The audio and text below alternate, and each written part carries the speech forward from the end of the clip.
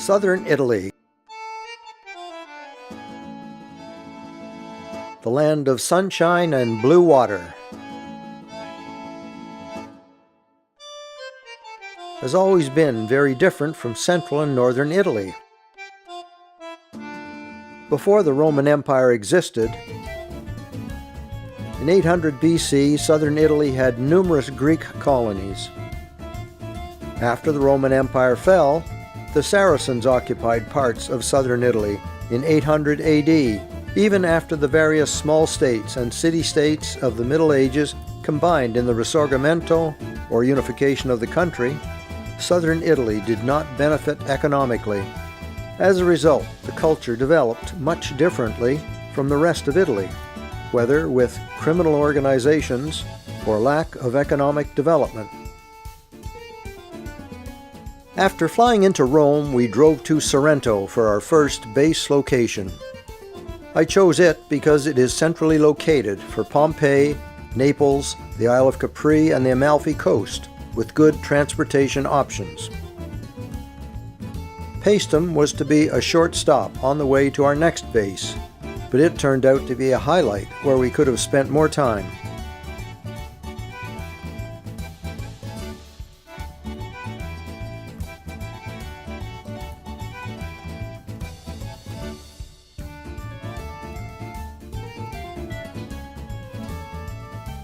We spent 3 nights in Matera to explore the Sassi, where people were still living in homes carved out of rock until the late 1950s.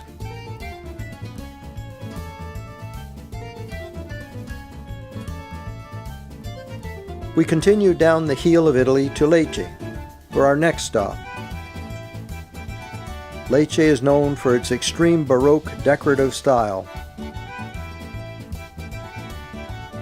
but also for Roman ruins. Finally, we went to Bari, where, on the shore of the Adriatic, one of the highlights is the tomb of St. Nicholas, Santa Claus, before returning to Rome to fly home. Sorrento was our base location for 10 days. Our hotel in Sorrento was the first of several first-class hotels that we stayed in. The locations of all of them were ideal. Right beside the hotel plaza was an ancient mill and part of the old city wall. From the rooftop bar, we could enjoy the view of the Gulf of Naples, pleasant by day and night.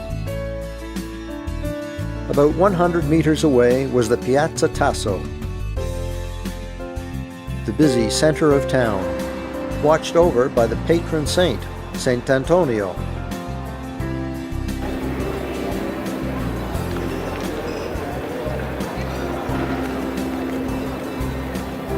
Both the piazza and the pedestrian mall that led off of it were busy by day and lively at night, as were the many narrow streets leading off of them.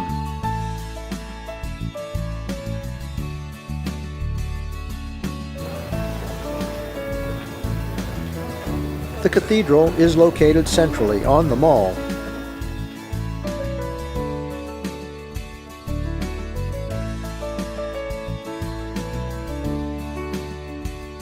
From the Piazza Tasso, we could look down the gorge that led to the Marina Piccolo, the small marina from which the ferries sailed. It was possible to walk down there and back, but we preferred an elevator located a short distance away, or a bus. A popular location since the time of the Romans, one of the main attractions of Sorrento is the view from the top of the cliff, where grand hotels had been located for many years.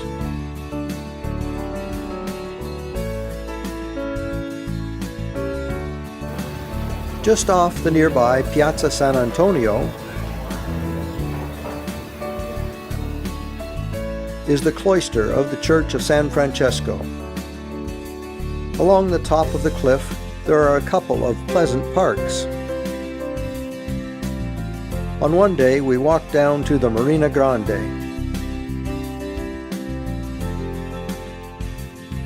More of a fisherman's port, but with many restaurants. We quickly discovered that in this town, what goes down must be climbed up again.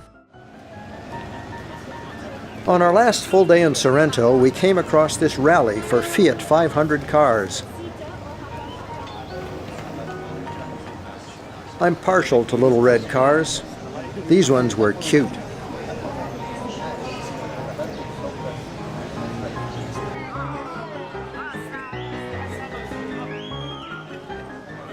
They looked a lot different from the Fiat 500 we rented.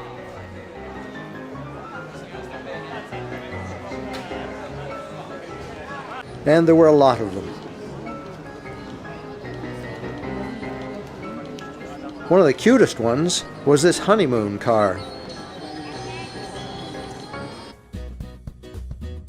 We used Sorrento as a base, traveling to Pompeii and Naples by train.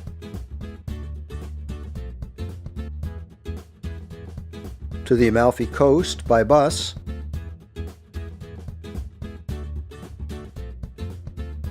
and to the Isle of Capri by ferry.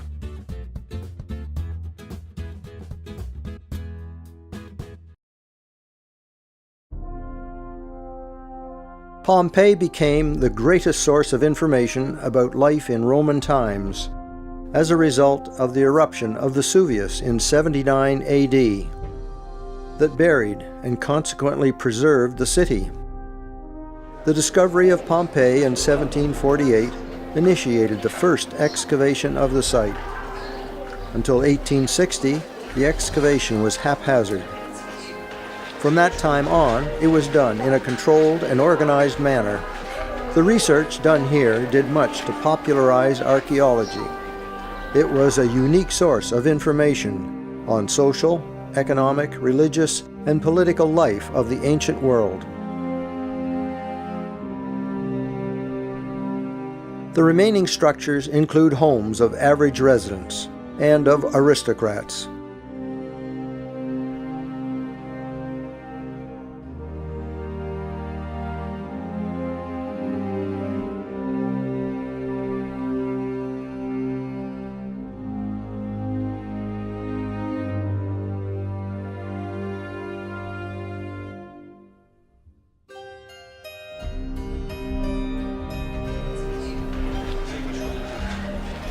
There are still tiled floors, mosaics, and remnants of frescoes in some of the houses of the 20,000 residents of Pompeii.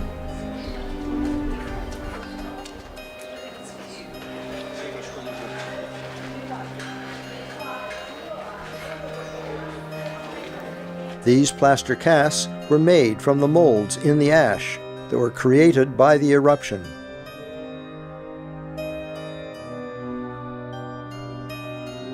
Some of these frescoes are ones that have been rescued and are displayed in the Archaeological Museum in Naples.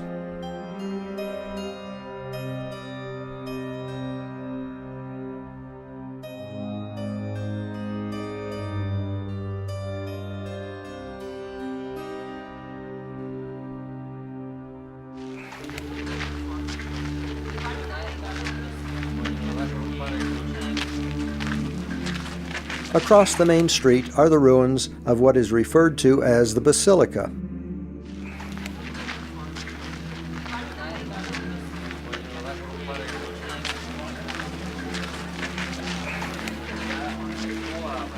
And beside it, the Temple of Venus. A model provides a better view of the layout of these buildings. Crossing the road, there are more homes.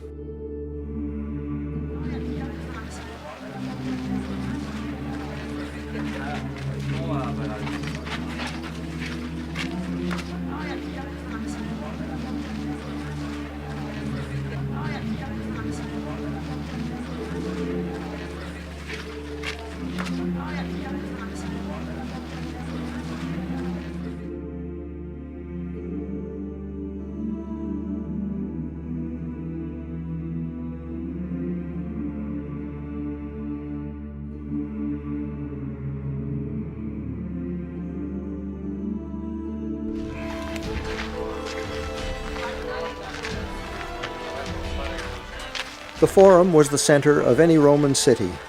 with temples for Jupiter and Apollo at its heart.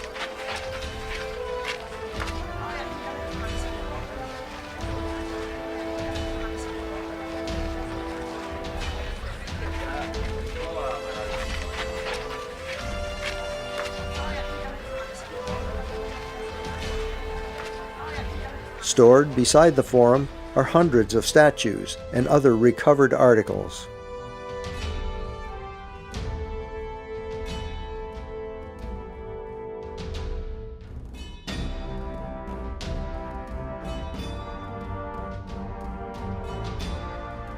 On this side of the Forum is the sanctuary of Apollo.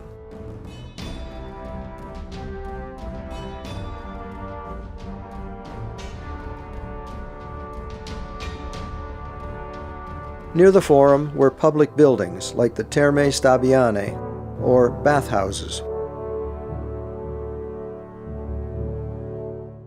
Away from the main street, other streets had these stepping blocks to avoid walking through the sewage that these streets carried away.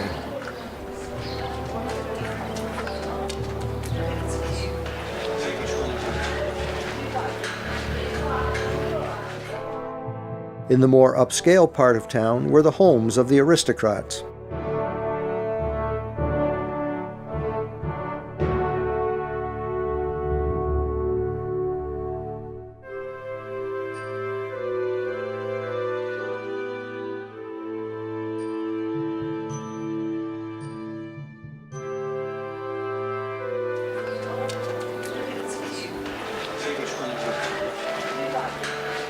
In the Casa Marco Lucrezio, this indoor pool was filled from rain through a skylight.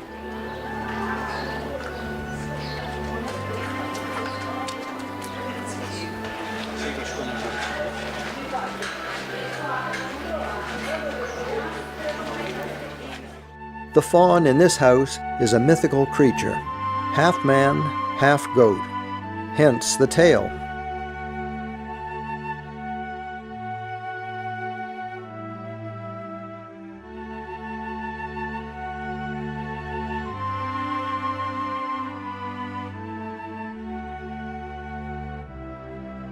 The Pompeii site is much larger than I had imagined. After a 10-minute walk, I had still not reached the amphitheater, so this image came from Wikipedia.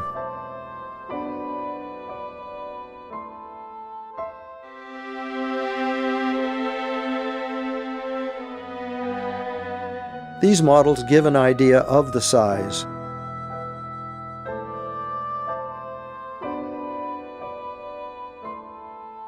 We tired ourselves out this day, but as we looked back when leaving, we concluded that it was worth the effort.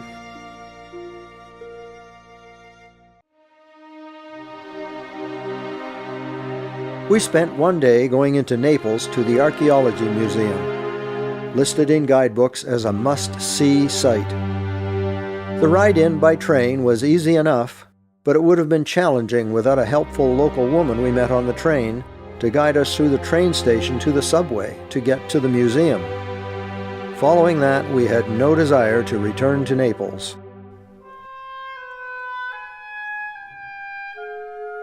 The museum contains amazing collections of marble and bronze sculptures from the Roman period, many of them copies of earlier Greek sculptures. The items in the Farnese collection were acquired or requisitioned by Cardinal Alessandro Farnese, who became Pope Paul III in the mid-1500s. Artemis of Ephesus was a goddess of fertility to cultures earlier than the Greeks. The spherical objects that cover her chest are not breasts, but either bull testicles or gourds, known in Asia as fertility symbols. This is a sample of other sculptures that caught my eye. And also mosaics recovered from Pompeii and other sites. An amazing museum, but the facts and information that I learned were way over my head.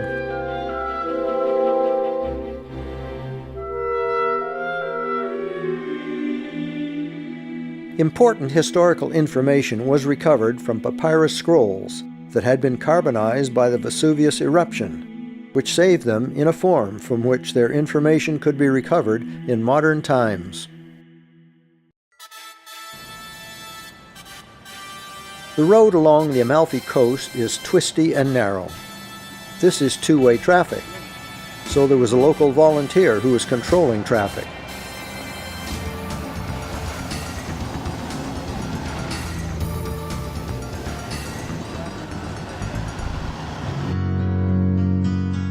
The view from the road is really impressive, but since we took the public bus, we weren't able to take it all in.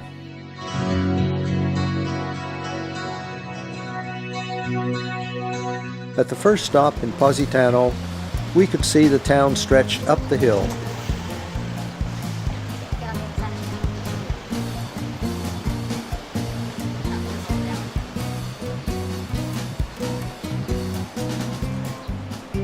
We walked down to the beach, through one of the shopping streets.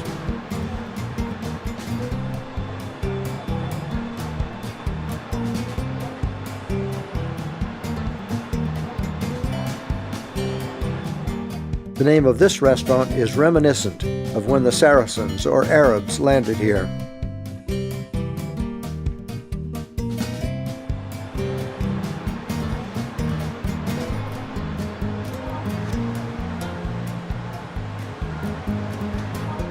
The beaches were crowded with people, and many boats could be seen in the cove.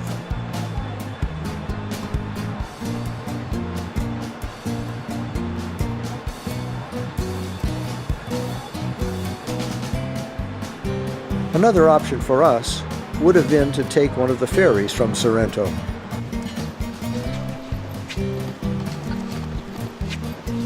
Having a taste of this town, we climbed back up the steep steps to take the bus to the next town, Amalfi. The first bus that arrived could only take about half the people in line, so we had to wait another half hour for the next one.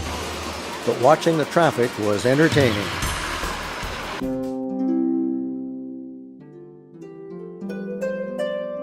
We made it to Amalfi in time for a late lunch at the Taverna degli Apostoli, on the steps of the church.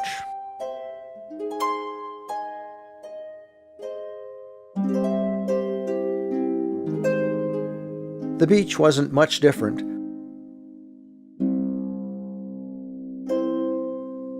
but the swimmers didn't look very enthusiastic, and we headed back to Sorrento. On another day, we went to the famous Isle of Capri. Although it didn't hold up to expectations, it was a pleasant day visiting some attractive spots. Here we see a ferry returning to the Marina Piccolo in Sorrento. Like everywhere, the crowds were enormous. We got in line for the funicular to go up to the town of Capri.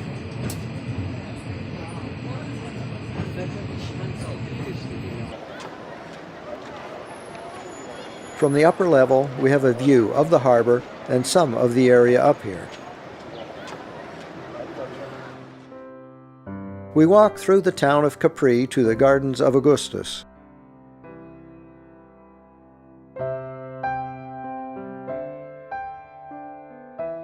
Quite a lovely spot.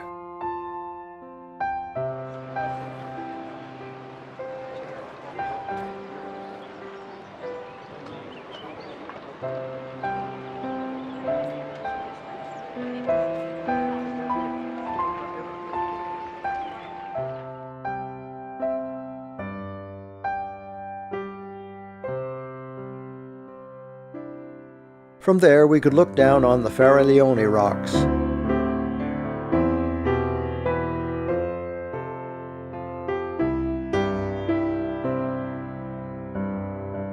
They were a mecca for the small tour boats.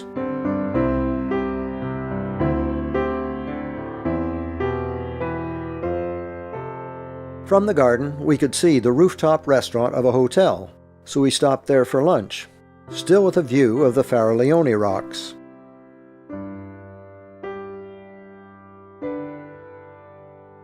From the hotel's lovely garden, we had a view of another hotel, right beside a monastery. Quite a contrast. It was time to return to our ferry, so we headed back.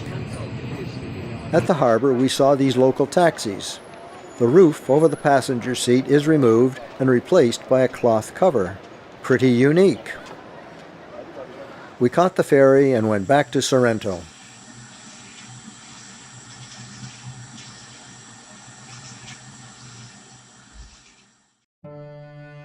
Paestum was not mentioned in most guidebooks, so I planned only a couple of hours at it on our way to Matera. But it was a fantastic site where we could have spent more time. Originally named Poseidonia after the Greek god Poseidon, it was founded by the Greeks in 600 BC. There are hints the site was established by Jason and the Argonauts. It was taken over by a local tribe called Lucanians in 400 BC. It was occupied by the Romans from 273 BC to 500 AD, who renamed it Paestum. The Romans built new buildings and renamed the temples to reflect Roman gods. From 500 AD, it declined and was eventually abandoned. Over the years of excavation of the site, the temples were given a variety of names. The Temple of Athena, the Greek goddess of wisdom, handicraft, and warfare, was built in 500 BC. The architecture is partly Ionic style and partly early Doric. At one time it was used as a Christian church. The other two major temples are at the other end of the site. These two temples are dedicated to Hera, the Greek goddess of fertility.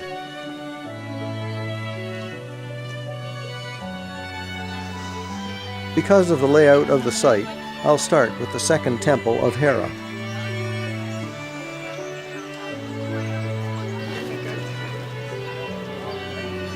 Built around 450 BC, it was mistakenly thought to be dedicated to Poseidon or Neptune, the god of the sea.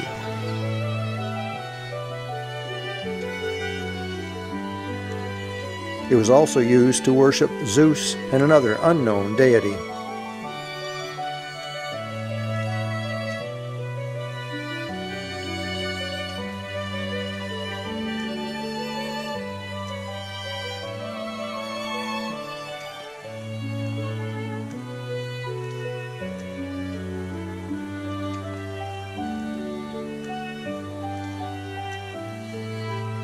Looking past the second temple of Hera, we can see the first temple of Hera, 100 meters away.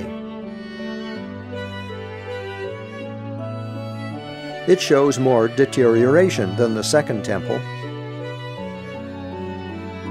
It was built in 550 BC. It was called the Basilica by early archaeologists who thought it was a Roman structure.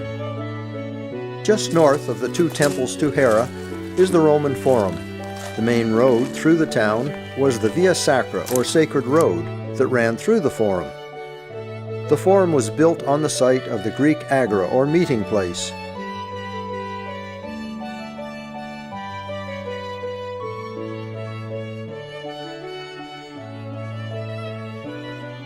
Very close to the Forum is the Heroon, a shrine memorial to an unknown local hero.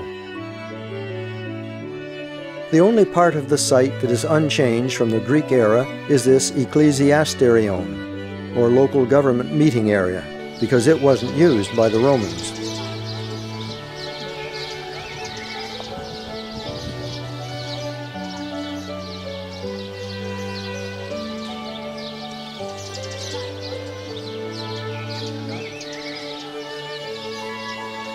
Instead, they had their comitium for council meetings.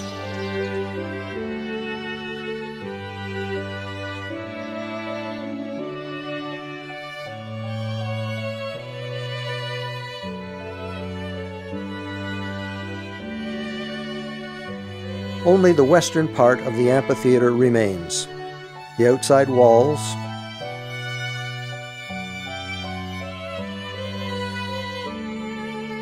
the gate,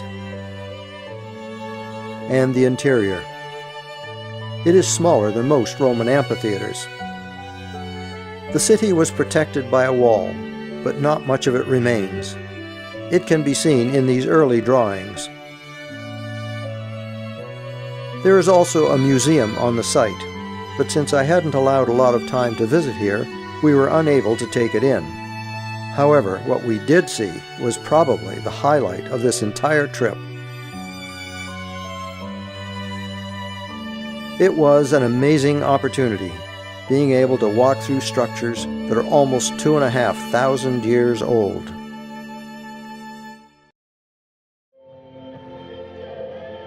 After visiting Paestum, we moved on to our next 3-night stop, Matera. Our boutique hotel, centrally located, was in the pedestrian-only area, and a challenge to get to. But the location was fantastic. It was on the Piazza San Francesco, right beside the Basilica Church of the same name. That evening, there was a concert on the steps of the Basilica that we could see from our balcony.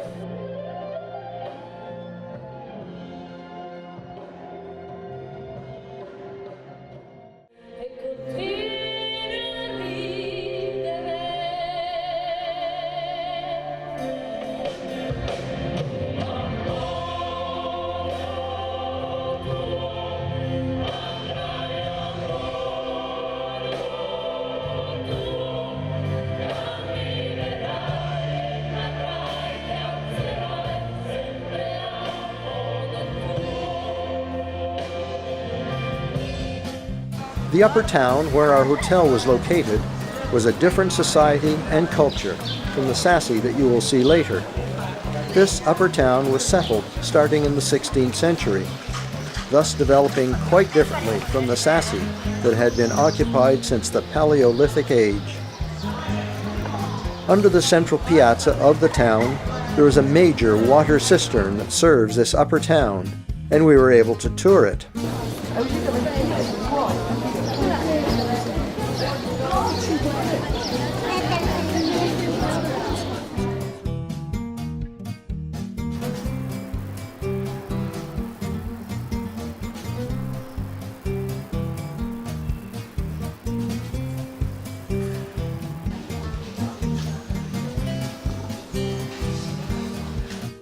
In the evenings, we toured this area after dinner to get a different perspective of this area. The town was attractively lit at night, and we enjoyed walking the streets. Right beside our hotel was the Basilica where we saw the concert, and nearby the conservatory where we could hear students practicing through the day.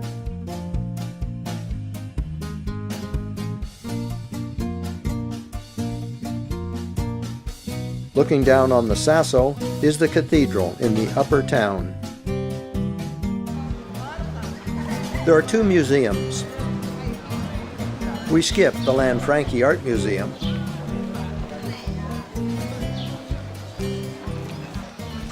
but we had a short visit to the Ridola Archaeology Museum. It was started by Dr. Domenico Ridola, a medical doctor who is an amateur archaeologist. The replicas of Paleolithic caves and Neolithic dwellings, as well as artifacts from the Golden Age of Greece, were a good introduction to our visit to the Sassy.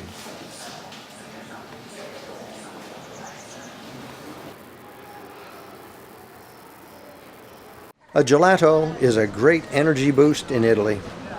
We enjoyed them often. In the upper town, one interesting church with macabre embellishment was the Church of Purgatory, with many reminders that death awaits us all.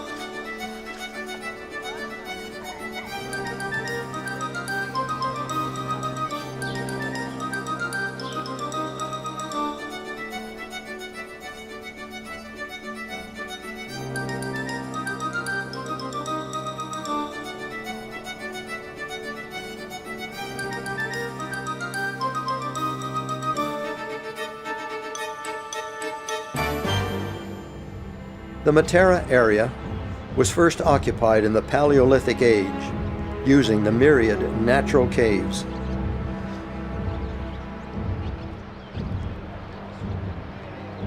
The caves were gradually expanded into living spaces. What looks like houses now had started as caves, with the ceiling of one becoming the floor of the next one.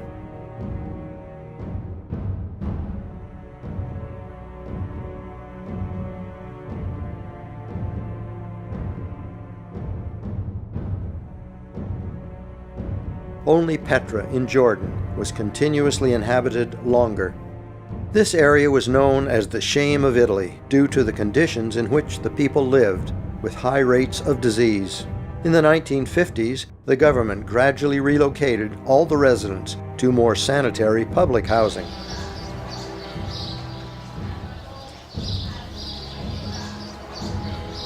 Following one of the tour itineraries, walking down innumerable steps into Sasso Cavioso. One interesting detail we noted were these additions to the stairs to permit carts to use them. We were able to tour one of the original homes called the Casa Grotta. Up those stairs is the entrance into what was originally a cave. It is a small area to accommodate parents and a number of children.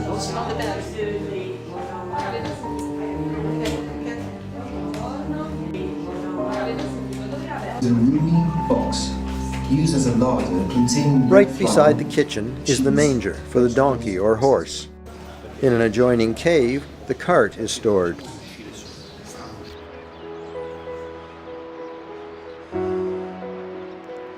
While down in the Sasso, we went to the edge of the cliff, where we could look down on the river and the suspension bridge across to the caves. There is one street down in this Sasso that accommodates vehicles. We found a restaurant beside that street for lunch.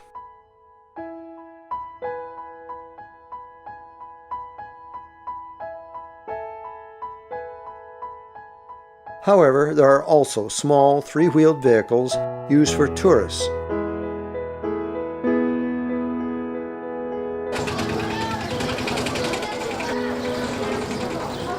And for mail delivery.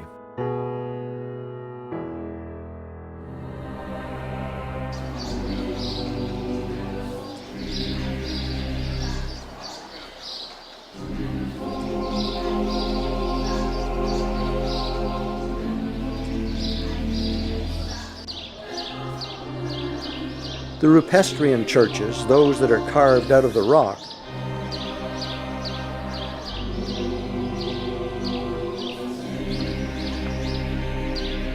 are a major site in Matera.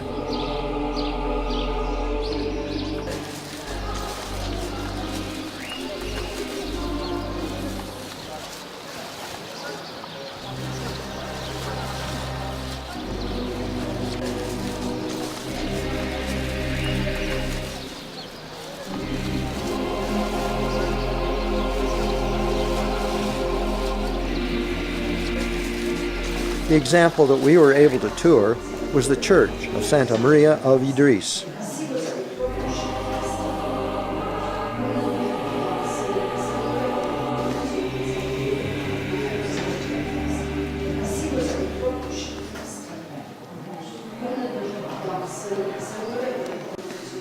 The frescoes are one of the highlights of these churches.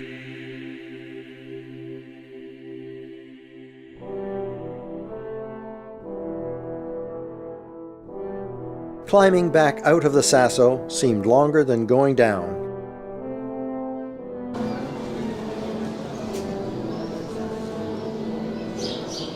But nevertheless, on the next day, we went down into the other area, Sasso Barisano. It is below the cathedral.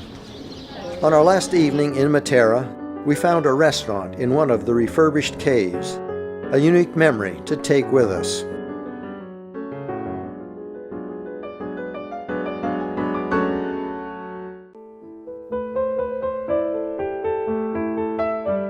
We stopped at Albero Bella on our drive to Lecce.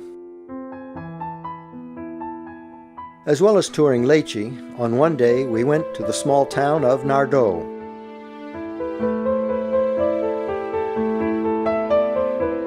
Albero Bella is famous for the trulli, the characteristic cone-roofed houses. The trulli are still in practical use, as we saw as we drove into the town.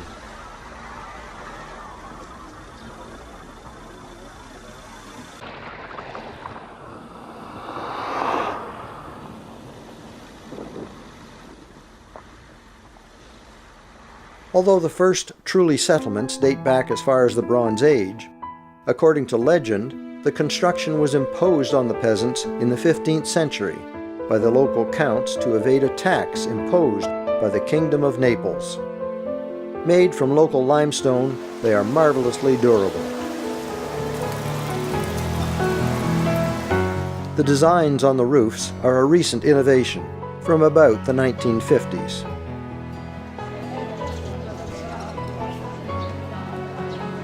There is even a church using the trulli design. Lecce is a large city, but we stayed in the relatively small Centro Storico, or Old City.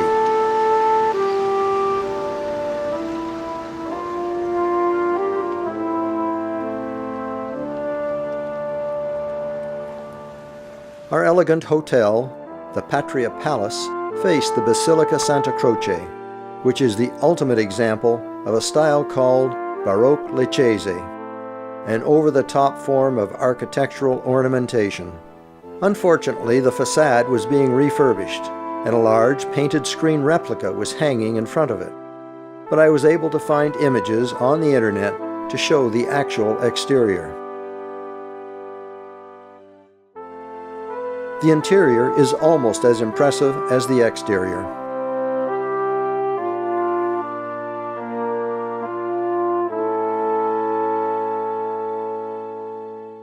As we toured through the historic center, we saw many more examples of this architectural style.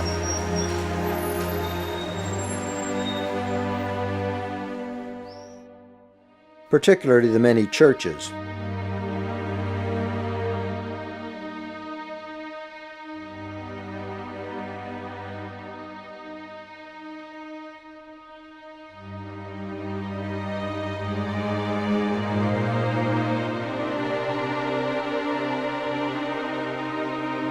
And ancient noble homes.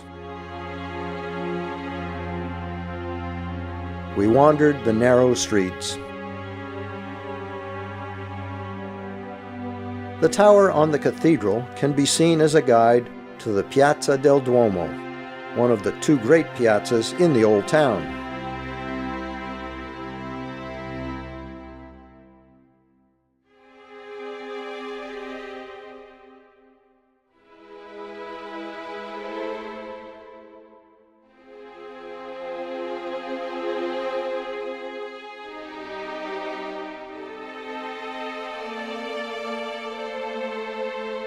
On our way to the other major piazza from our hotel, we passed this Roman road replica. An actual section was discovered nearby. Named after Sant Oronzo, on top of this column, the major feature of the Piazza Sant Oronzo is the Roman amphitheater, although only a quarter of it remains.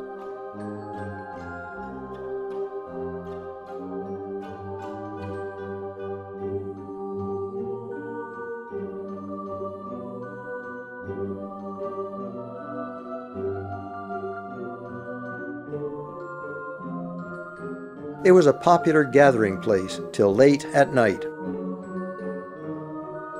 And we joined in, at least for a gelato.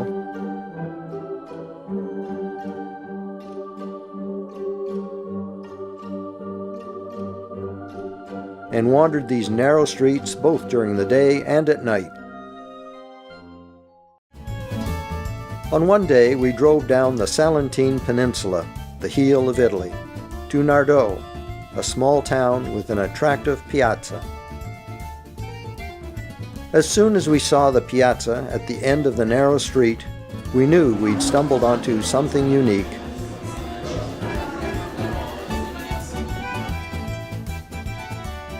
Rita rested at the base of the column while I tried to capture the essence of this quiet, pretty piazza.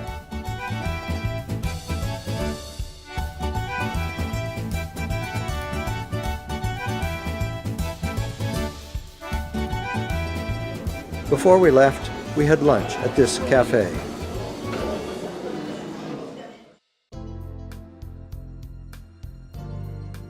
After Naples, Bari is the second most important city in southern Italy. We only planned 2 nights there. Our hotel was on the main street, but it was also on the edge of the historical old town. Because it was only a short drive from Lecce, we had the first afternoon to orient ourselves. We walked down the main street past the governor's palace. Passing the Teatro Piccino,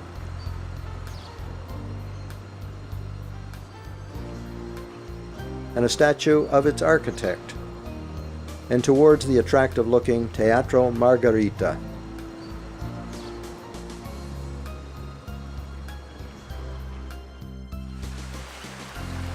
And then to the marina,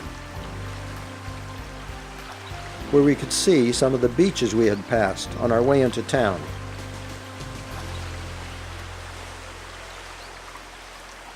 The next day we headed into the old town, past the Swabian castle.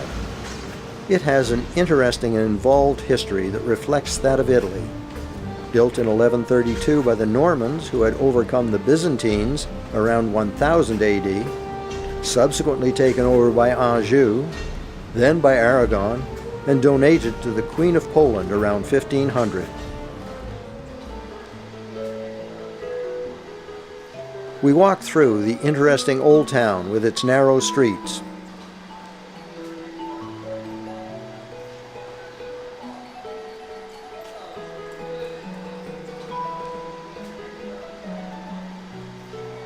One noble home that we passed,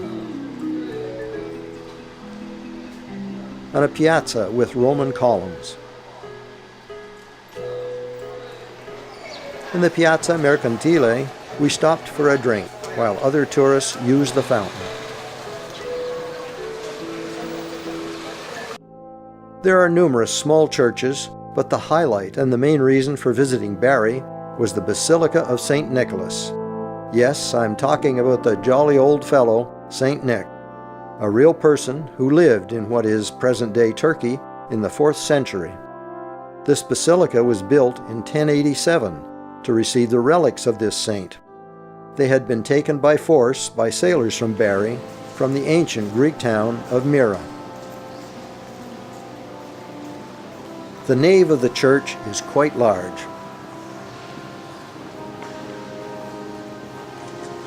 With a beautiful main altar and an impressive ceiling.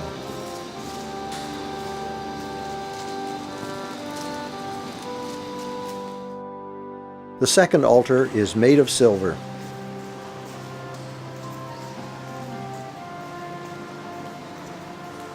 In the crypt, under the nave, is where the relics of St. Nicholas are kept. Under this altar. There are also other relics kept here. The devout visitors to the crypt put me to shame. I was just there to get some good clips. After lunch by the harbor, we spent some more time in the old town and then returned to our hotel to get ready for the 5-hour drive to Fiumicino Airport outside of Rome the next day. We stayed at a B&B near the airport so we could have a relaxing trip home the day after that.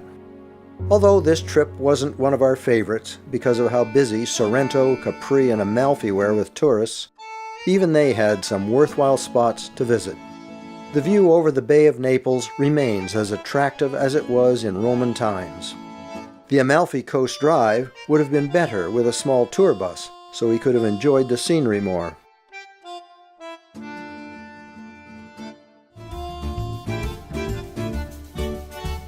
The pretty gardens of Capri are what draw the tourists, so we shouldn't have been surprised at how crowded it was.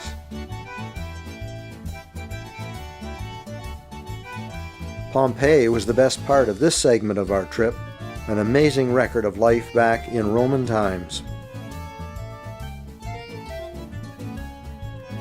The absolute best visit of this entire trip was Paestum, the Greek and Roman site It was only mentioned in one of the 4 or 5 different travel books I reviewed. I'm sorry we couldn't have spent a night there to see it lit up at night. It would also have been nicer not to feel rushed on our tour through it.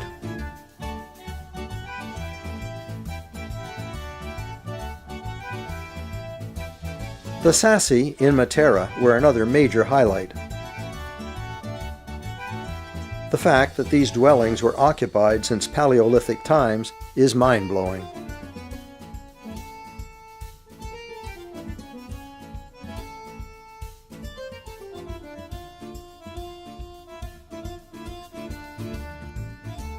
Although some of the Baroque Lecce buildings were under repair, we did get some feel for the city.